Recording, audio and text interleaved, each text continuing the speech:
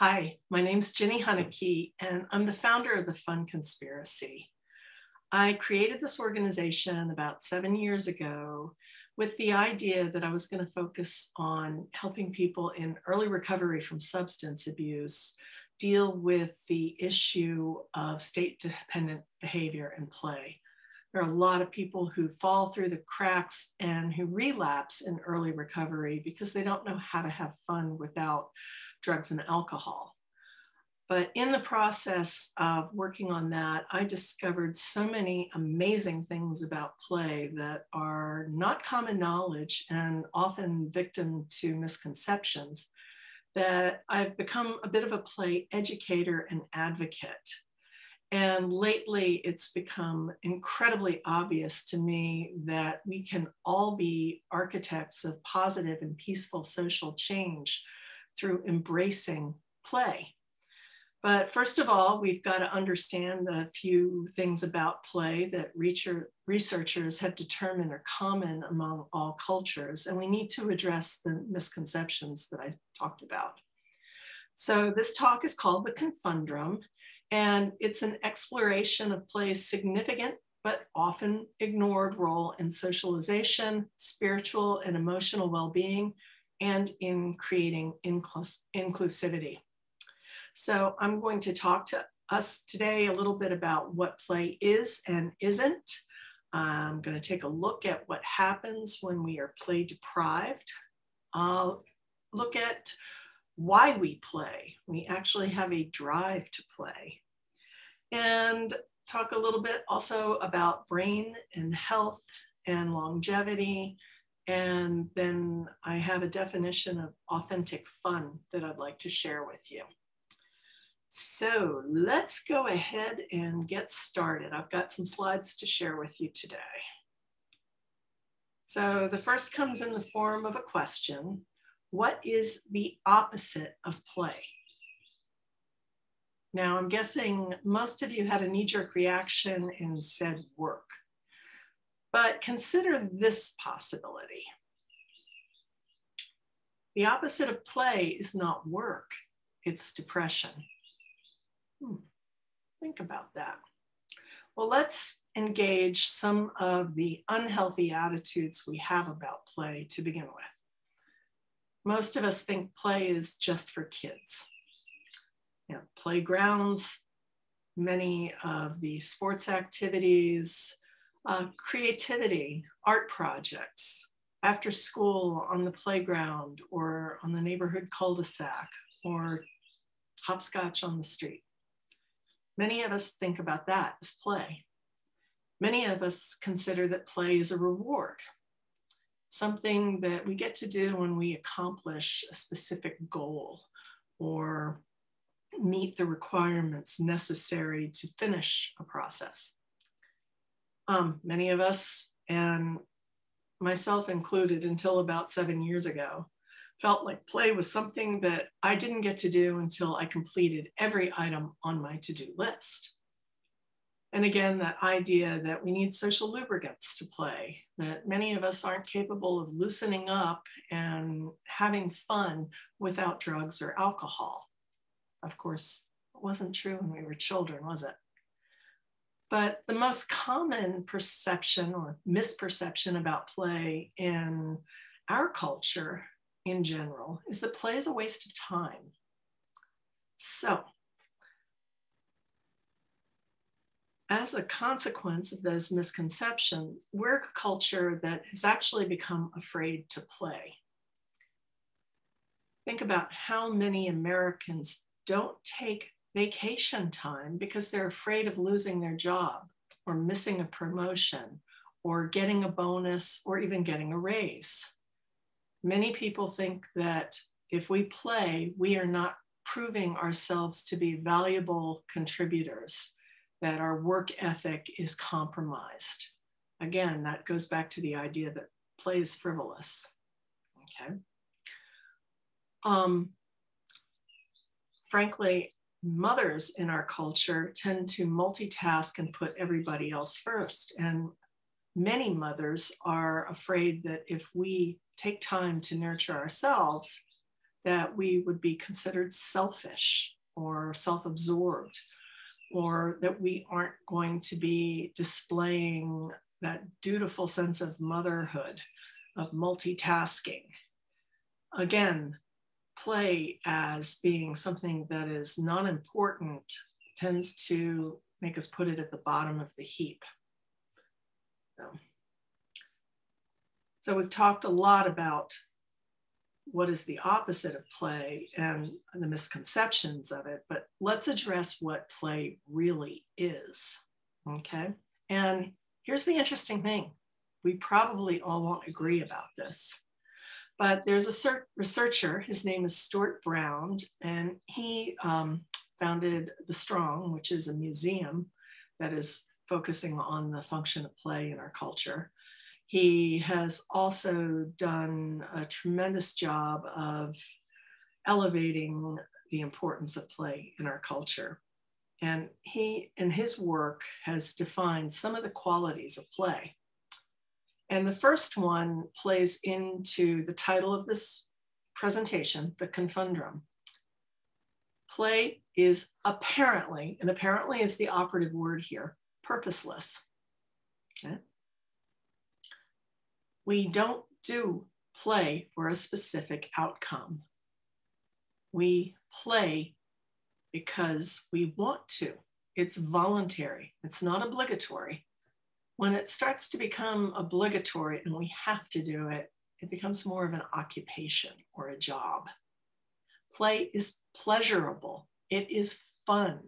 We experience joy in participating in playful activity. Freedom from time is another cross-cultural element of play. When we are engaged in a playful activity, we don't notice the amount of time that has passed, and we are completely absorbed in the process of play. Okay? We are also not self-absorbed. We have a diminished sense of self-awareness. We are, again, fully engaged in the process and enjoying it. We are less inhibited. We are not self-conscious. We don't feel judged. We don't feel measured. Play also allows for spontaneous improvisation. If we're enjoying a process, we keep doing it. If the process becomes less joyful, we often will shift something to pull the joyful element back in. We will change a rule. We may eliminate rules. We may change roles or accents, but it does allow for improvisation and it's spontaneous. We also want to keep it going. So again, that timelessness, that freedom from time, when we're engaged in play, we want to keep on playing. It's something that feels so good, we want to keep doing it. And I have the word handicapping there in parentheses because handicapping also allows us to keep going at the game when we have participants that aren't equally calibrated in their skill sets. Golf's a perfect example of that. Which brings us to the idea that play is inclusive. We want to share when we are at play. That doesn't mean that play can't be a solitary activity, but at the end of our solitary play, let's say an art project or something like that, we want to share what we've done, whether it's talking about the experience or showing what we've made in that process. So those are several qualities of play. I also want to mention that Stuart Brown has identified multiple, what we call play profiles. The most common play profile of all is the athlete. Okay, we all know that sports can be an incredible outlet for play. There's also the artist. There's also the jester. Everyone had a class clown with an incredible playful spirit. We've got artists, we've got kinesthetes, someone who just enjoys doing something for the feeling of it, or the visual experience of it. Gardening can be playful. Cooking can be playful. Singing can be playful. So again, there are multiple qualities of play that transcend all cultures. And again, there are multiple play personalities. Okay. One person I would like to quote here about play is Rob Bresney. He is a relatively famous columnist. He writes Real World Astrology, which is just a kick and a lot of fun to read. But he also wrote a book called Pronoia, which is the antidote to paranoia. And the subtitle of the book is How the Whole World is Conspiring to Shower You with Blessings. But I love this quote because I think it relates directly to play as it is talking about the drive to experience pleasure. So let me read it. Assume that your drive to experience pleasure isn't a barrier to your spiritual growth, but is in fact, essential to it. Proceed on the hypothesis that cultivating joy can make you a more ethical and compassionate person. Imagine that feeling good has something important to teach you every day.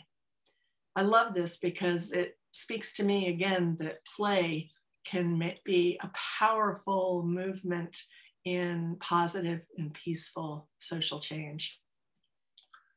So I do want to revisit the idea of sports, though, in competition, because we in the United States tend to think of play in terms of sports, and our sports tend to be a win-lose proposition. So play can be competitive when play emphasizes inclusion and keeps the game going. Play can be competition when win-win or win-lose. It doesn't matter as long as all the participants are having fun. So when we start defining fun as winning, that's when we actually lose, because only half of the people on the playing ground in a competitive event win. But winning is an outcome. And when we're focused on an outcome in a game, it's actually a job, okay? When we're focused on the process and deriving joy from it, we are engaged in play, okay?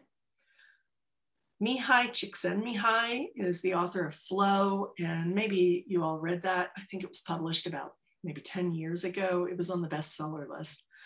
But he talks about competition and states that competition is enjoyable only when it's a means to perfect one's skills. When it becomes an end in itself, it ceases to be fun. So, of course, you could argue that if I win, I had fun.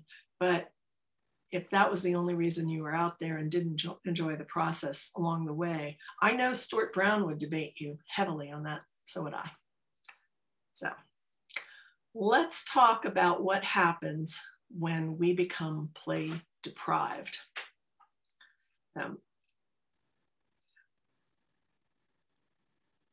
That might be a stretch. However, if you look at our culture today and look at how many people are on antidepressants and anti-anxiety medication comparative to other industrialized nations, this is a little closer to the truth than the other end of the pendulum.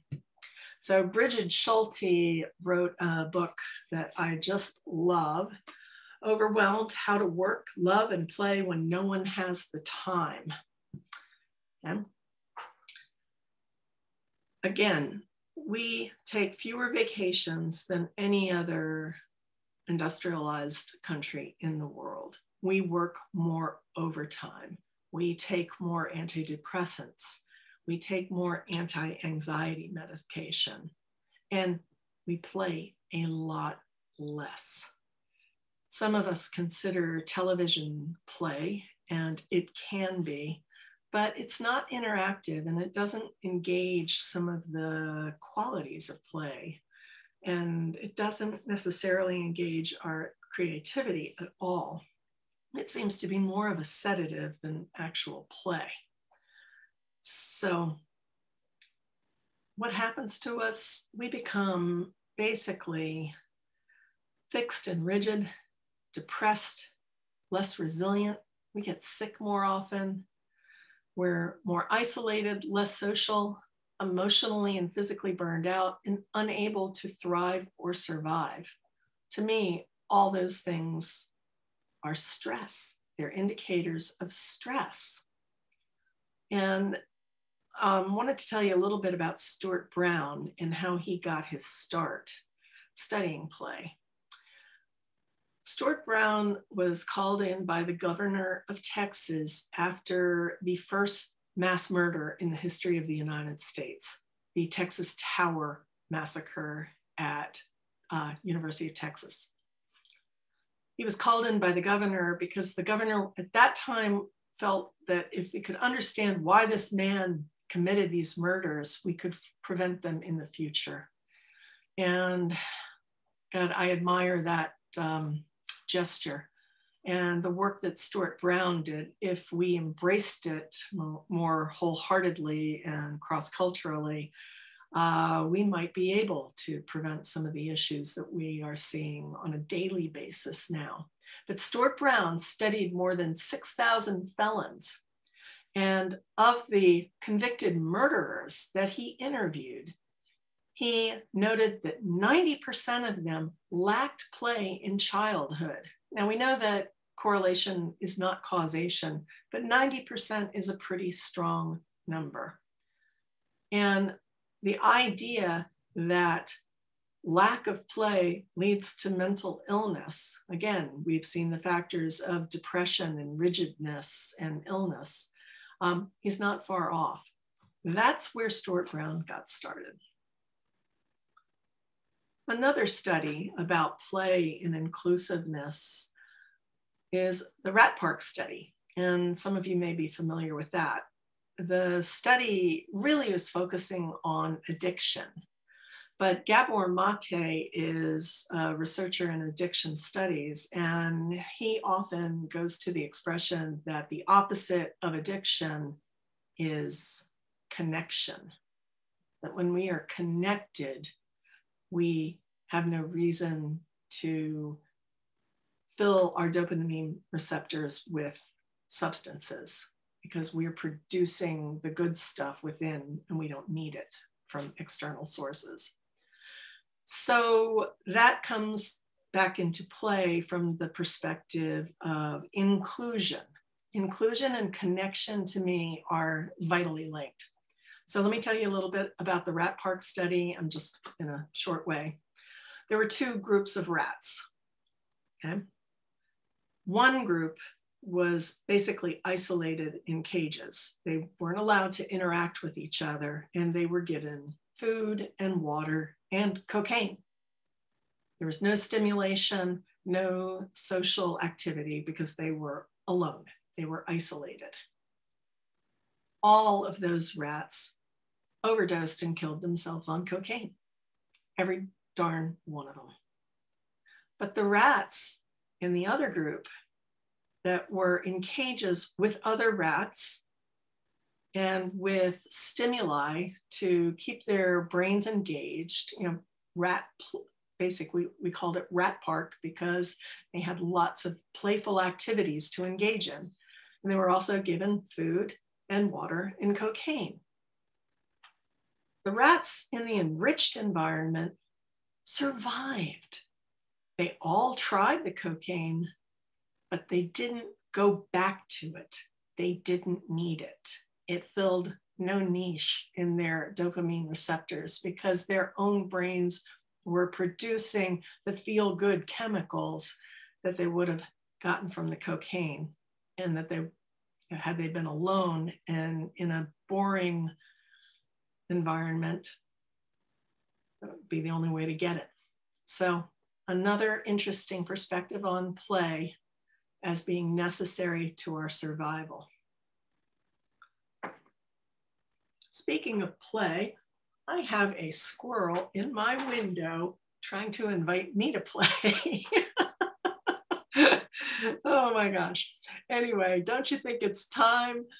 Oh, he's crawling my screen. Anyway, I think it's time to change our perspective on play. So let's take a look at why we play. And this is really important. And I think it's just hilarious that I have a squirrel, and I wish I could turn my camera around so you could see it. Because the next slide I'm going to show you is about animals at play. This is one of my favorite stories ever. I have on my website at thefunconspiracy.com a whole list of videos of interspecies play. To me, it inspires me that if animals can get it right, we should be able to get it right. So, and enjoy each other and use play as a foundation for connection and resolving our differences. But anyway, this story, it takes place in Alaska, and obviously we're in the cold winter months. We've got a Malamute here and a polar bear. Not a likely gathering. The sled dog's owners were inside in a warm-up hut, and the dogs were all chained outside. The owner wiped off the fog on the window and looked outside and saw that polar bear approaching all his dogs that were chained up. He didn't have time to get out there and get them all in, and he was in a panic, anticipating the fact that his dogs were about to be slaughtered. But something incredible happened in this situation. The lead dog actually assumed a playful posture, and in the dog world, that looks like downward facing dog to us who practice yoga. He was hunched forward, his tail was wagging, and he was wiggling and inviting the polar bear to play. Maybe any other dog that didn't do that would have been a meal for that polar bear, but the polar bear's instincts switched to that of connection and play and engaged those dogs for over an hour in gentle play. And what you see here in this picture with the polar bear on his back with his belly exposed is the polar in a submissive position. He is at his most vulnerable when his organs are exposed to another potentially predatory animal. Those Malamutes look like wolves, but they played, and the polar bear kept coming back to play, which to me is absolutely extraordinary. So why? Why does the polar bear need to play so much that he would be vulnerable with a member of another species, not his kind? It must be important. Well, one thing to consider that most people don't realize is that play is an impulse. And when brain scans are done, the impulse to play lights up in the amygdala, the walnut-sized portion of our brain right above the brainstem. The amygdala is the part of the brain that we often call the reptilian brain. It's where our instinctual responses reside, our survival impulses to nourish ourselves, to reproduce, to find shelter and warmth and connection and play. And to me, that says play is a powerful, powerful survival skill. And yet, going back to the conundrum, play is apparently purposeless. It's significant. It's a survival skill, yet it's purposeless. So when we play, we're not doing it because I'm going to play because I want to survive. We're playing just because play feels good.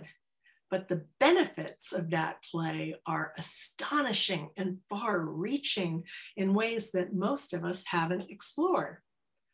So let's look at the benefits of play.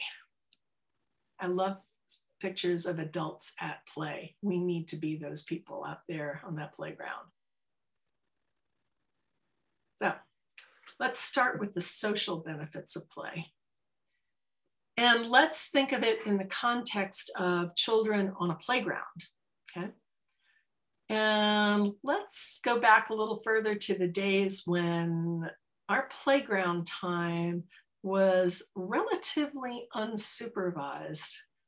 The parents or the teachers were talking to each other, and we were running around and making up games and having fun without being micromanaged.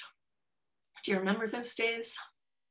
Things have changed a little bit now, especially with our own kids. I remember feeling like every moment of my child's after school day needed to be filled with soccer or with piano lessons or martial arts or something where he was learning and growing in some way. And what I didn't really understand until much later in his life was that play and the playground and the realm of experimentation and imagination was the ultimate learning experience for a child. And it still can be for us as adults. But again, social benefits of play, we establish trust. Okay? When we play with each other and we share, we expose our vulnerabilities, we expose our feelings, and hopefully that's reciprocated so we know who to trust. And in that process of sharing vulnerability, sometimes we get hurt. But when we get hurt, we also understand how others feel under similar circumstances. So in the act of play, and again, we also in play, we can improvise, but we learn empathy. And improvisation comes to creating circumstances that make the act of play more enjoyable for other people. Play also helps strengths and mastery develop, especially in teamwork, okay? We understand through play who is better at which task than others. And I use, developing strength and mastery and recognizing it in corporate team building all the time. People, when they are at play, don't worry about the risks of making mistakes. And honestly, many of us learn best when we make mistakes because we are forced to be creative and improvise. When we do it in a playful environment, it feels much safer because we're not being judged and measured. And unfortunately, in work environments, we tend to be measured only by our success and forget how many mistakes it takes to get to the point of success. But we don't want people to see those mistakes because it's the work environment. In the play environment, it doesn't matter. So playful environments also encourage cooperation, and collaboration is a word that I use too. Again, in a competitive environment, if you're trying to get to the top, you may withhold sharing ways to do things better because someone is going to get something that you wanted. In a collaborative, cooperative, playful environment, everybody wins when we share. Play, again, starting at the playground, enhances social skills. In the act of play, we learn social cues. We learned how to read people's expressions and differentiate between actions and behaviors and words. Sometimes they contradict each other, but again, the social cues and eye contact and smiles and physicality of hugs or pats on the back, all of these social skills come from being in a safe and relaxed environment, a playful environment. Again, we go back to the idea of cooperation and collaboration, and in that play teaches healthy risk-taking. We know how far we can go before we hurt ourselves or others. But again, we've got to take those baby steps, and we need a safe and playful, joyful, nurturing environment in order for that to take place. And then again, the social benefit of play is it just feels good. We enjoy being together. We enjoy the shared laughter. We are reinforced in that we are wonderful human beings by sharing smiles with each other. Again, adults at play. This is a giant Jenga game, and this is actually the church I attend, St. Luke's Episcopal Church in Asheville, North Carolina, and we get together frequently to play, which is a lovely thing.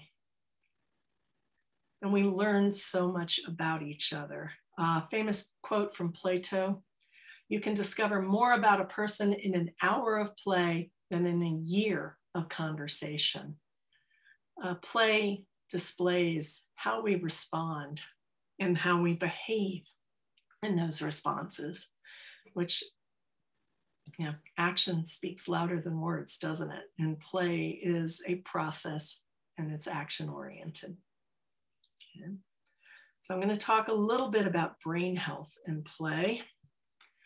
Again, going back to Stuart Brown, play seems to be one of the most advanced methods nature has invented to allow a complex brain to take care of itself. This is a symbol of how I feel when I am stuck and when I am stressed and I'm in a rut, okay? And it's hard to get out of ruts. I think of ruts as neural pathways that we have walked and done the same way and have become so deep that they're hard to get out of. And even if we get out of it temporarily, the ruts are so deep that when we're stressed again, we're likely to fall back into those ruts. But play does something for us in terms of stress. It relieves it. Again, it gets us out of our thoughts and into the process of doing something that's creative and inclusive and interactive and joyful. And in that process, the amount of cortisol that we produce under stressful conditions is diminished. And this is really significant. There is a journal, the Journal of Psychoneuroendocrinology. And in 2012, they actually published a study that showed that endless repetitive bathing of cortisol in our brains produced significantly larger amygdalas. And remember, that's our reptilian brain. That is where our knee-jerk reactions for survival originate. That part of our brain got larger, but the prefrontal cortex, the home of our higher level thinking skills and our executive function and our emotional regulation, shrinks. Play can help with that. Meditation can help with that. But when we are having vitriolic survival impulses in an increased amygdala and diminished higher level thinking skills and executive function and emotional regulation under chronic stress, we're not thinking well. We're not functioning in a way that is helpful to ourselves and to others. So again, under stress, we don't behave well. And we need play to help us manage our stress. We need to take our vacations. We need joy in our lives. And we need human connection that is positive and peaceful and nurturing. What we know, and particularly from studies in early childhood education that still actually translate to adult education, is that play builds bigger brains. It makes us smarter. It stimulates neuronal growth, and all that neuronal growth supports creativity, innovation, cognitive flexibility, learning and memory, and brain health. Now, all of these things are good, and it doesn't stop in childhood. And remember, going back to ConFUNdrum, these aren't reasons why we play, but these are outcomes of play. We play just because it feels good. When we play because I want my brain to grow or I want to have more cognitive flexibility, we are aiming for an outcome rather than being engaged in the process. However, I will say that sometimes aiming for an outcome may be a reason to start play, but hopefully if it is truly a playful and joyful activity, you will forget about why you did it and just enjoy the process of doing it. Again, it's that process orientation.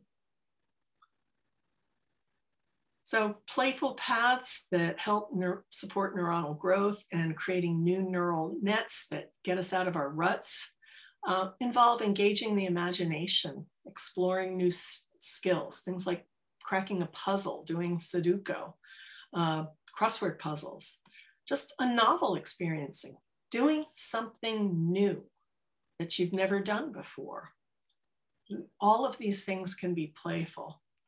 And I might like to add too that work and play, as we've said, are not opposites, but we can make work playful by bringing our imagination into the experience and doing things a different way and trying to solve a puzzle or a problem at work by sharing in the creative problem solving process. So again, games, puzzle, reading, mental challenges, all of these things contribute to cognitive flexibility.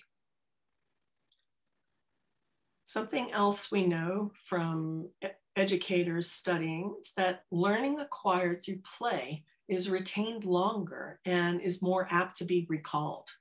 We are far more likely to remember what we learn if we learn it in a playful way than if we engage in traditional learning and rote memorization and just repetition, doing exercise. So it's a shame that this has been lost in our modern education system, because it's a truth that, again, we know it with children, but we seem to have this idea that if we learn in playful ways, we are teaching bad habits, that everything, and creating an expectation that everything should be fun. Well, guess what? There's nothing wrong with that expectation, in that we can still have fun doing things that we are supposed to do. We can still have fun attending to our responsibilities, because that fun bathes our brain in wonderful things that reduce stress, like serotonins and oxytocins and our own dopamines. So again, nothing's wrong with play and fun. And we can be serious about having fun. Not that this is a point of social change so much, but we have also learned that play and engaging in board games and dancing and singing and musical instruments helps reduce the risk of Alzheimer's by up to 75%. So again, it's not that play is outcome oriented, the ConFUNdrum, but there are amazing outcomes by staying in a playful state of mind and participated in things that engage us with joy. Play contributes to healthier brains and our quality of life. Optimism and happiness, stress regulation, and risk factors of inflammatory disease and longevity. There's more to it. The experience of awe and wonder actually create an anti-inflammatory response in our physiology. And while we can't always hop out and get out in nature or go see the aurora borealis, social media and YouTube and the internet have given us an opportunity to see things that amaze us and bring us joy and awe and wonder into our everyday existence. We can just devote 5 minutes in the midst of a busy day to find something that makes us amazed. Longevity comes from play. In Okinawa, Japan, the seniors are often in charge of the care of young children, which means that they play more.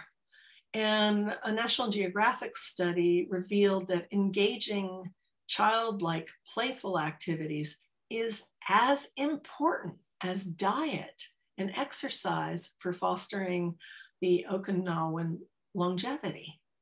So again, lots of reasons to play, but that's not why we engage in play, or at least what we hopefully experience.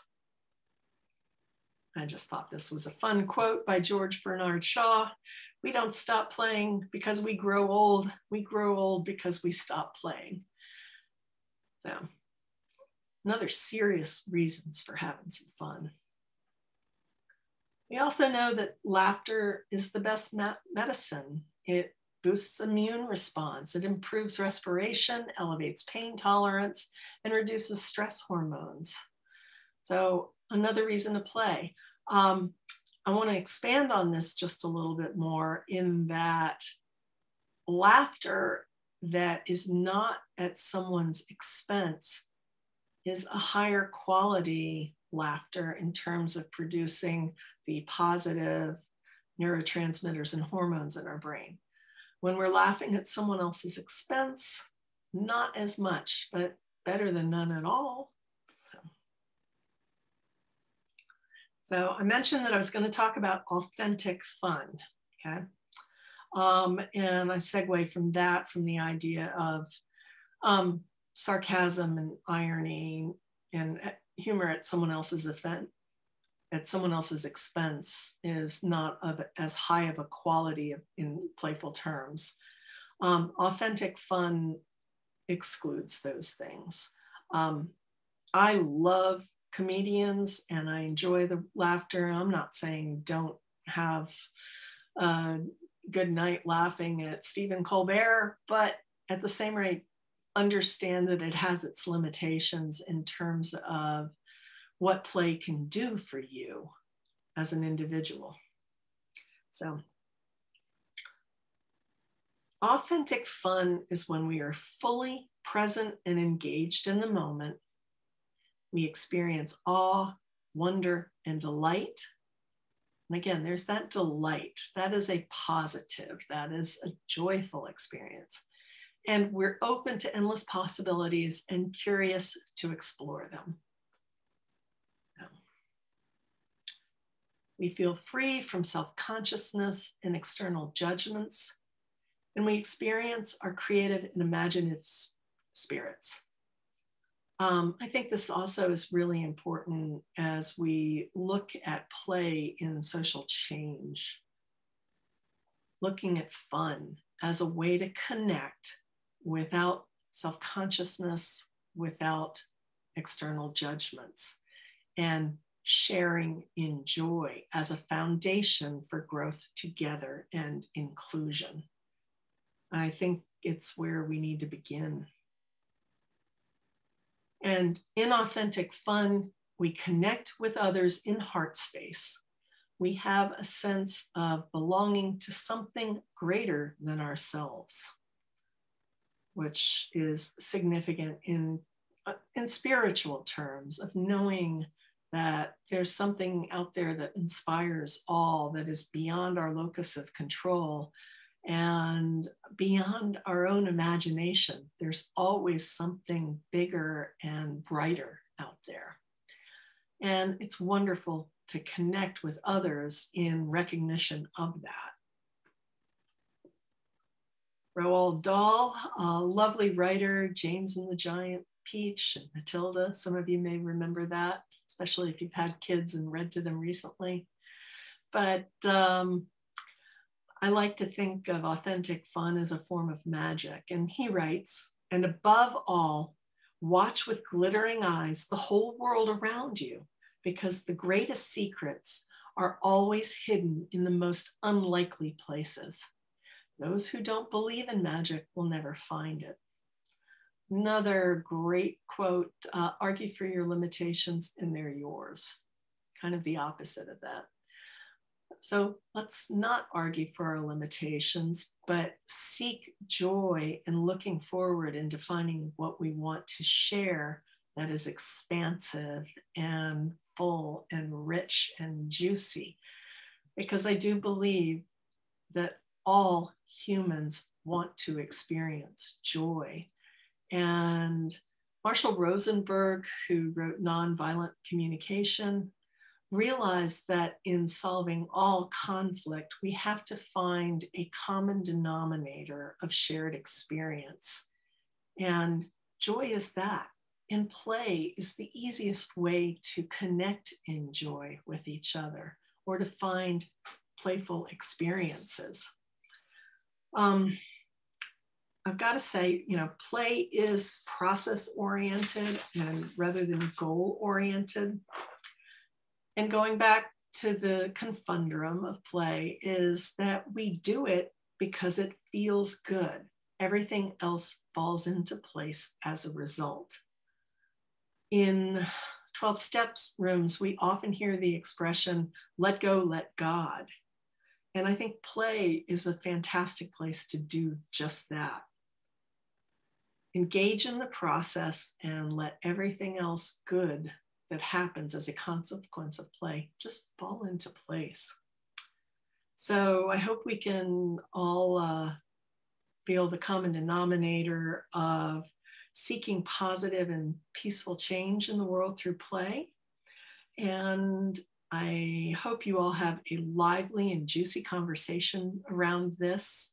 And please reach out to me if you have any questions, and perhaps I will see you in a Q&A session later. Thanks for listening, and I can be found at thefunconspiracy.com. So enjoy your afternoon. Thanks.